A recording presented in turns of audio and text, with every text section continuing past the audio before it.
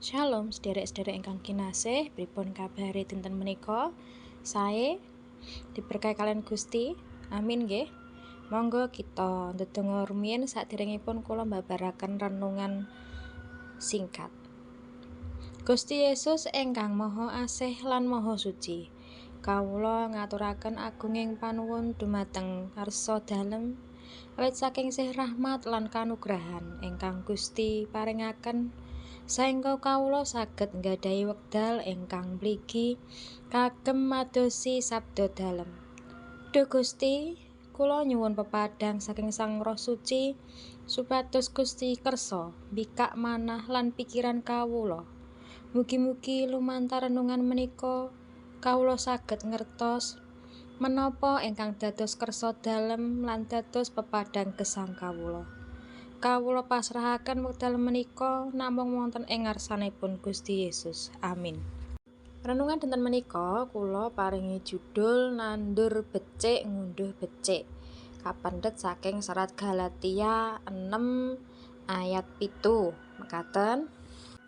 Aja padha kesasar. Gusti Allah ora kena digawe geguyon. Awit apa kang disebar ing wong iya iku kang bakal dianeni. Galatia 6 ayat 7. Wonten ing gesang padintenan kita asring mireng bebasan sapa nandur bakal ngunduh. Menika sanes namung bab tetanen nanging ugi babagan tumindak kita. Ayat menika ngengetaken kita bilih Gusti Allah pirsa sedaya ingkang kita lampahi menapa ingkang kita kasingidakaken wonten ing manah.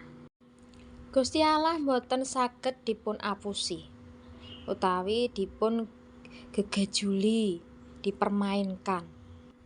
Kadangkala manungsa rumaos saged ndelikaken dosa utawi tumindak awon kanthi topeng kabecikan.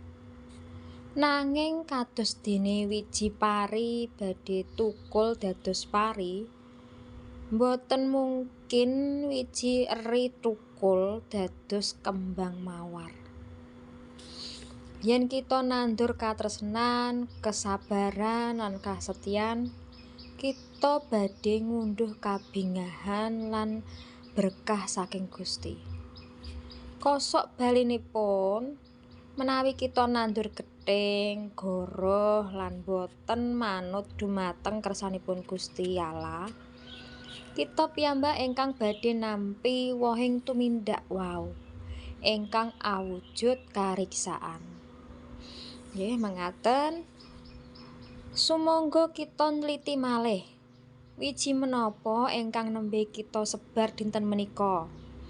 Ayo padha semangat nandur kabecikan. Sanajan boten langsung katingal hasile amargi ing titi wancinipun Gusti piyambak ingkang badhe paring panen ingkang mulya. Amin. Monggo kita ndedonga rumiyin. Gusti Allah ingkang Maha Welas lan Maha Asih, kawula saos syukur awit dinten menika kawula kinepyakaken dening sabda paduka. Gusti nyuwun pangapunten menawi asring kawula tasih nandur tumindak ingkang boten damel keparenging manah paduka. Nyuwun pitulunganipun Roh Suci supados kawula saged dados pribadi ingkang setya nandur kabecikan, katresnan lan kesinggihan wonten ing pundi kemawon kawula mapan.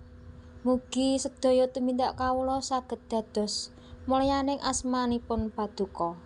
Wonten ing asmanipun Gusti Yesus Kristus kawula ndedonga. Amin.